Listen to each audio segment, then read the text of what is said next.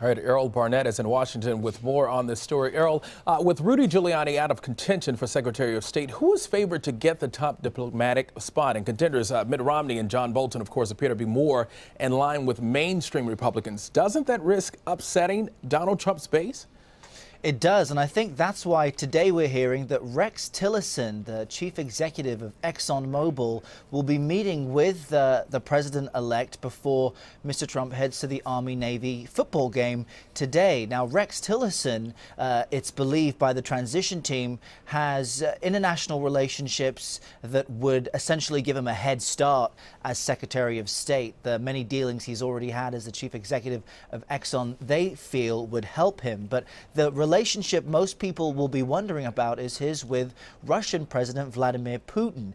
Rex Tillerson has been with Exxon since in this position since 2006, but in 2011 he negotiated an energy deal between Exxon and Rosneft, which is predominantly owned by the Russian government. Now, this deal, by Vladimir Putin's own assessment, is in the value of hundreds of billions of dollars. The following year, Rex Tillerson received the Order of Friendship from the Russian government. So he is literally a friend of Russia. And in the wake of these reports of the CIA assessment that Russia influenced the U.S. election and wanted Mr. Trump to win, this choice would be seen as controversial. It would fly directly in the face of Mr. Trump wanting to appear as if he is not trying to build his cabinet with people who are friendly toward Russia. Mitt Romney in 2012 called Russia the biggest international threat to the United States, and John Bolton, the former UN diplomat, was an Iraq war hawk, something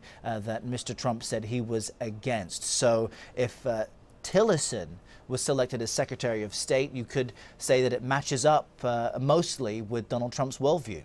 All right, Errol, one last question for you. Who might we see get tapped for the Trump cabinet next? Well, we are hearing that Gary Cohn, who has been the president and chief operating officer at Goldman Sachs, is in line to be pegged as the National Economic Council chair.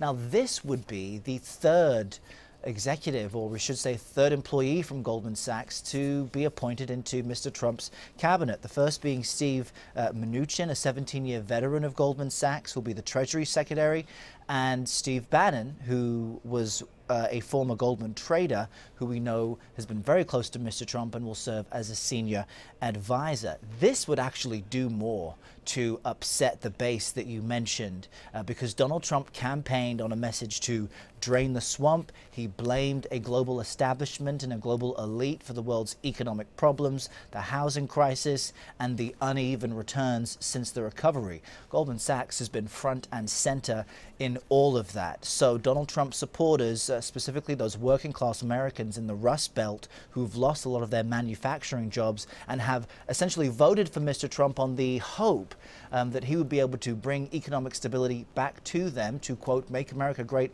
again, would likely be upset that Mr. Trump is filling his cabinet with so many of the same people who were responsible for the financial crisis in the first place. So we can look for some of those announcements coming up this week. All right, we'll all be watching. Errol Barnett in Washington. Errol, thank you and good to see you. Sure, good to see you.